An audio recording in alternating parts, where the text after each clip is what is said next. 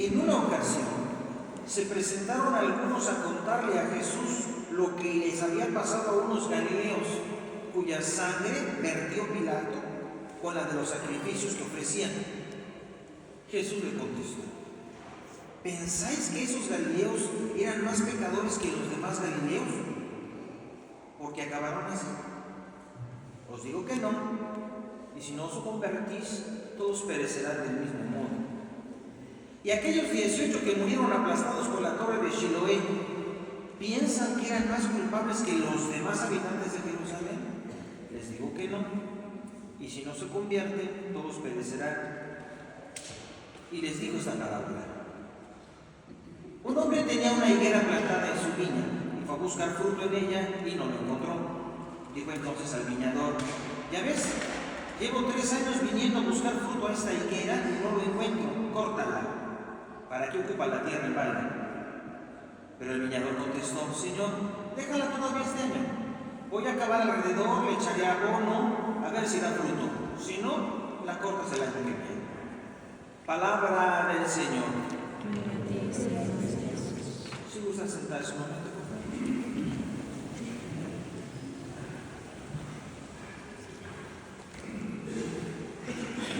Es de suma importancia, queridos hermanos, amigas, amigos, percatarnos del hilo conductor que están en las 3 lecturas que hemos escuchado hoy, que es un poco como decir el perfil del Dios revelado por Jesucristo.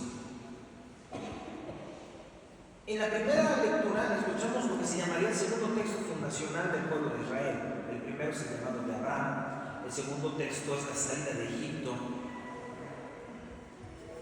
Y lo curioso está en que Moisés se da cuenta que Dios interviene en la historia del pueblo.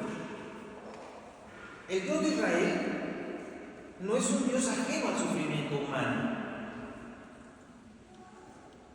Esta voz que escuchas de la zarza ardiente le dice: he visto la opresión de mi pueblo, voy a bajar a liberar. Al contrario que muchos piensan que el sufrimiento lo manda Dios, o que reza mucho para que no sufras, menos aún te lo mereces por pecador. Este Dios, al menos en el judeocristianismo, y que más tarde Jesús predicará, toma cartas en el asunto, mete las manos a la historia de los hombres que sufren, se involucran para que su pueblo ya no sufra. San Pablo, como judío, bien formado, interpreta la salida del pueblo de Israel de Egipto como una obra de Jesucristo. Hemos oído en la segunda lectura que el pueblo era protegido por una roca, y esa roca era Jesús. Aunque San Pablo señala que no obstante, algunos de ellos no creyeron y se quedaron en el desierto. Cuando Jesús le va a contar, ya me imagino yo el episodio de edad, se bajó por donde quiera, o sea, le fueron a contar una cosa que le pasó a unos galileos. Y eso está datado realmente, eso pasó. Pilato, en un momento, cuando era gobernador en Galilea, Pilato mandó detener los sacrificios que hacían los judíos en su pueblo.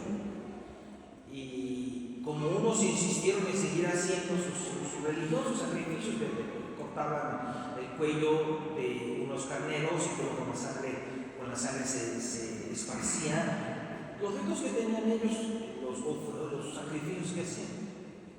Y como algunos no quisieron detenerse, pues entonces los mató y echó su sangre al lugar en donde se hacían los sacrificios. Esto fue lo que le fueron a contar a Jesús. La respuesta de Jesús es más o menos algo que debería de modificar a todos el concepto que tenemos a veces de Dios. Jesús les dice que eso no tiene nada que ver con que si eran pecadores o no. Es más, da otro ejemplo. Jesús también supo que en el tiempo de Jesús pasó algo un poquito antes de que él naciera, tal vez, o si no, cuando era niño, se cayó una torre, la torre de Siloé, y aplastó a unas personas. Unos dicen 18, otros dicen que eran 20, según la crónica. Pablo Josefo, el historiador más antiguo del judaísmo, él dice que eran 18. Y vuelve Jesús al punto. ¿Y ustedes creen que a esos que aplastó la torre de Siloé les pasó eso porque eran pecadores? Ciertamente que no. Es posible que los hombres que relataron esta historia a Jesús estuvieron intentando atraerle para que tomara un poco una postura a favor y en contra de Pilatos, por ejemplo. O puede que simplemente sintieran curiosidad por conocer el chisme. Cualquiera que fuera su motivación, la respuesta de Jesús es clara. Piensan que estos galileos, piensan que esos que murieron aplastados por la torre de Siloé, les pasó tal cosa porque eran pecadores. Esa tendencia que tenemos de decir, pasan cosas malas porque hago cosas malas, como si la consecuencia de una acción moral terminará en un castigo de Dios. Esa tendencia la tenemos mucho. Pues ¿qué habré hecho para merecer esto, para merecer aquello? La caída de la torre de Siloé no se encuentra en otros registros históricos, sino en el Pablo de Josefo, como he dicho. Y la Biblia no da más detalles. Es cierto que también había una piscina de Siloé, en donde el ciego de nacimiento se fue a lavar. Y es cierto también que Jesús hizo otras actividades allí. Pero estos dos acontecimientos, que sea la masacre provocada por un hombre, Pilatos, o la casualidad de que una torre se haya caído, para Jesús no son consecuencia de que alguien haya pecado.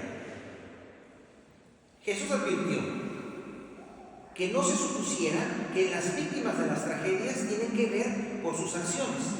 Siempre existe la tentación de atribuir las muertes repentinas e inexplicables al juicio de Dios en respuesta al pecado secreto o abierto. Jesús dice que no vamos tan rápido. Tanto si se trata de una tragedia provocada por el hombre, la matanza de los galileos, como una tragedia causada por la naturaleza, la caída de la torre de Siloé, es un error suponer que eso es algo así como que un castigo de Dios. Es contra esta interpretación que Jesús llama la atención, y todos hemos tenido esas ganas de explicar las cosas raras, malas o contrarias que no suceden o suceden a otros, pensando que tiene que ver con algo malo que alguien hizo. Hay en nosotros algo así como la exigencia de buscar un culpable cuando algo sucede que no podemos entender, sobre todo si lo que sucede es malo. Buscamos así una especie de chivo expiatorio. Hace unos años, para explicar una pandemia de SIDA, buscamos culpables. Hace poquito, con el COVID también, buscábamos un culpable. ¿Quién tiene la culpa? ¿Quién ha cometido el pecado? En la línea de los profetas del Antiguo Testamento, Jesús se pone para evitar toda mala interpretación, pues normalmente pasa algo más o menos así. Si no encontramos una explicación para aclararnos por qué pasó esto o aquello, por qué este niño tiene cáncer, por qué esta persona fue asesinada, por qué esta persona se puso enferma y se murió, por qué este nació con una enfermedad interminable, por qué estas personas fueron llevadas a las aguas durante la inundación de Valencia o por la lava de un volcán. Cuando no sabemos explicar una cosa, tendemos a decir que otro la hizo o es consecuencia de que hicimos algo. Cuando ocurren tragedias como la torre de Siloé, es natural que la gente empiece a preguntarse por qué pasó. Surgen pensamientos como: las víctimas se lo merecían, tal vez eran malas personas y por eso Dios los castigó. Pero a veces parece que las personas afectadas son más buenas que nosotros. Y uno entonces pregunta: ¿entonces por qué? ¿Qué hizo ese niño para tener cáncer? Sobre todo cuando las víctimas, son buenas. ¿Por qué le pasan cosas malas a la gente buena? ¿Por qué ocurren cosas malas en general? Tenemos dos posibilidades. O bien, esas personas hicieron algo para que les pasara lo que les pasa, que es el caso de los que hablan en el Evangelio. Pero cuando vemos que son niños, personas inocentes, que no lo merecían, pues no aplica. La otra es echarle la culpa a Dios. Dios lo mandó. Dios sabe lo que hace. Dios le envió una cruz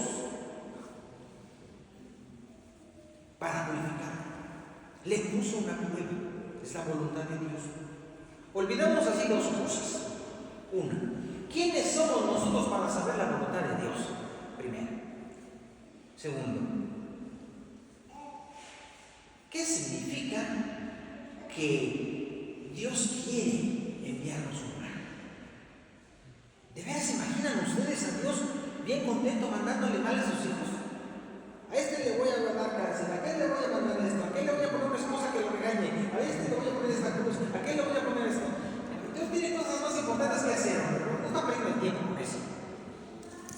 Este es el asunto, queridos amigos, amigas, que si el Dios de Jesús nos reveló, no se complace enviando el mal a sus hijos, es más, no tolera el mal. Lo vive con nosotros y lo intenta solucionar con nosotros.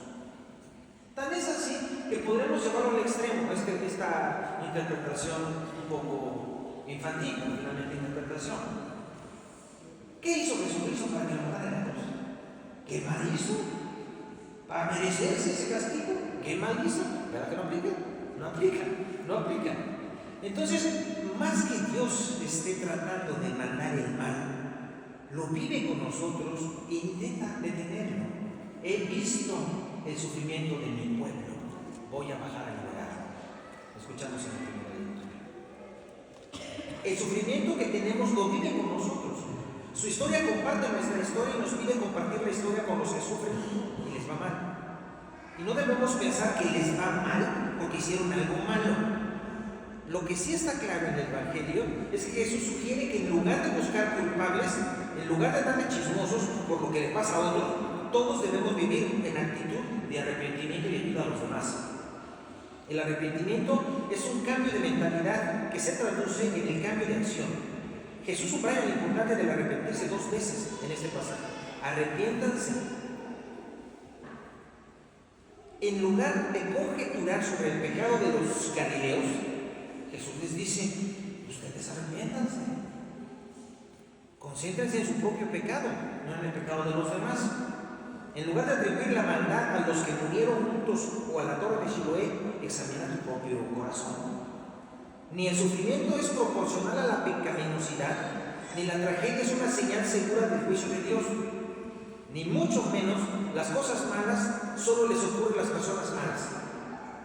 Y lo último y lo más importante, no tenemos derecho a juzgar lo que a los otros les pasa, bueno o malo. Para eso está Dios, que nos quiere a todos, hagamos el bien o hagamos el mal. Dios no es el Dios que envía el mal a los hombres, sino que vive la situación con los hombres, sea buena o sea mala. De pie, por favor.